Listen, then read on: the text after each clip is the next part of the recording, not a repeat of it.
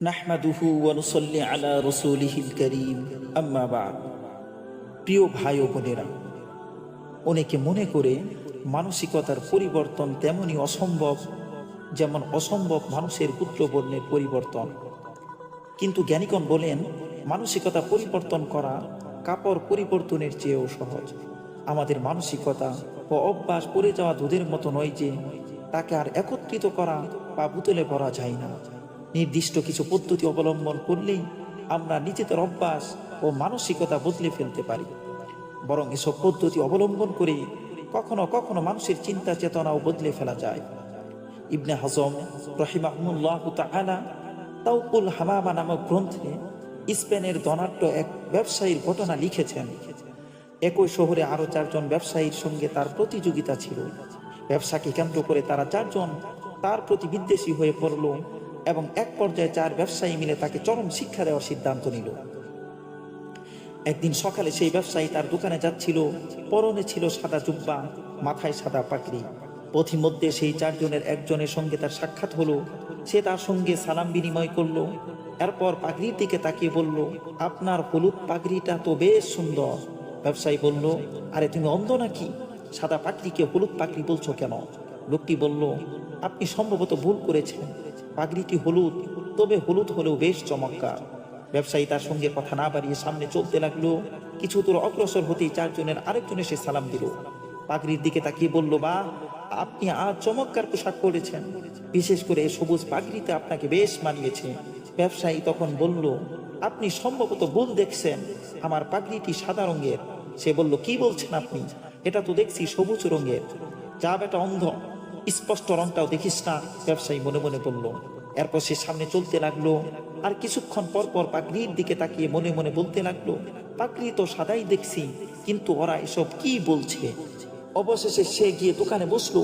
কিছুক্ষণ পর আরো 3য় জন এসে বলল, আজকের পোশাকে তো আপনাকে বেশ মানিয়েছে, বিশেষ করে নীল পাগড়িটা অতুলনীয়। ব্যবসায়ী তখন নিজের পাগড়ির দিকে তাকিয়ে বলল, ভাই, আমার পাগড়ির রং তো সাদা। লোকটি বলল, আপনি হয়তো ভুল করেছেন, পাগড়ির রং নীল, তবে এটা সুন্দর মানিয়েছে আপনাকে, এ নিয়ে কোনো চিন্তা করবেন না। কিন্তু ব্যবসায়ী তাকে চিৎকার করে বলল, ভাইজান, আমার পাগড়ির রং সাদা। সঙ্গে সঙ্গে সেই লোক জোর গলায় বলল, না, বরং আপনার পাগড়ি তো নীল, তবে চিন্তা করবেন না, এটাতে আপনাকে সুন্দর মানিয়েছে। এ কথা বলে লোকটা চলে গেল। এদিকে সে একা একা বলে চলল, আমার পাগড়ি সাদা, আমার পাগড়ি সাদা। বারবার সে পাগড়িটি নেড়ে চেড়ে দেখতে লাগলো। কিছুক্ষণ না যেতেই 4র্থ জন এসে বলল, মাশা আল্লাহ, এই লাল পাগড়িটি আপনি কোথা থেকে কিনেছেন? আরে ভাই, কি বলছেন, আমার পাগড়ি তো সাদা। না, এ তো দেখছি লাল। ব্যবসায়ী তখন চিৎকার করে কাঁদতে শুরু করলো আর বলতে লাগলো, আমার পাগড়ি সাদা না, আমার পাগড়ি বরং লাল। একটু পরে সে আবার বলল, আমার পাগড়ি সবুজ না, বরং এটা নীল। হ্যাঁ, এটা নীল। কিছুক্ষণ চুপ থেকে সে হাসতে শুরু করলো আর বলতে লাগলো, আমার পাগড়ি কালো না, এটা তো হলুদ না, বরং এটা সাদা পাগড়ি, এটা সাদা পাগড়ি। এরপর সে হঠাৎ লাফ ঝাঁপ দিতে শুরু করলো আর পাগলের মতো উচ্চস্বরে হাসতে লাগলো। লেখক ইবনে হাজম রহিমাহুল্লাহ বলেন, আমি এই ব্যবসায়ীকে স্পেনের অলিতে গলিতে পাগল হয়ে ঘুরতে দেখেছি। ছোট ছোট বাচ্চারা তার দিকে পাথর ছুঁড়ে মারছিল।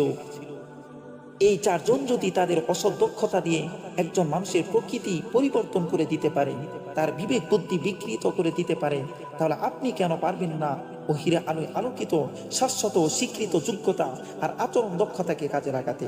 কেন পারবেন না আচরণের উৎকর্ষ সাধন, সৃষ্টির মনোরঞ্জন? আপনার এই সব কিছুর উদ্দেশ্য তো একমাত্র মাওলানা পাকের সন্তুষ্টি অর্জন করা।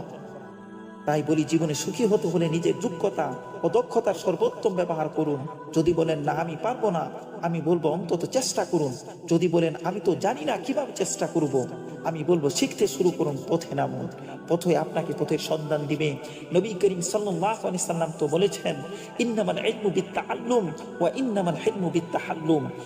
জ্ঞান অর্জিত হয় কেবল শেখার মাধ্যমে, আর সহনশীলতা ও আত্মমর্যাদাবোধ অর্জিত হয় দীর্ঘ সাধনার মাধ্যমে। তাই আমি বলি, সাহসী ব্যক্তি নিজের দক্ষতার উন্নতি সাধনে তুষ্ট না হয়ে অন্যের দক্ষতা বাড়াতে সচেষ্ট হয়, বরং কখনো কখনো অন্যের যোগ্যতাকেই পাল্টে দেয়।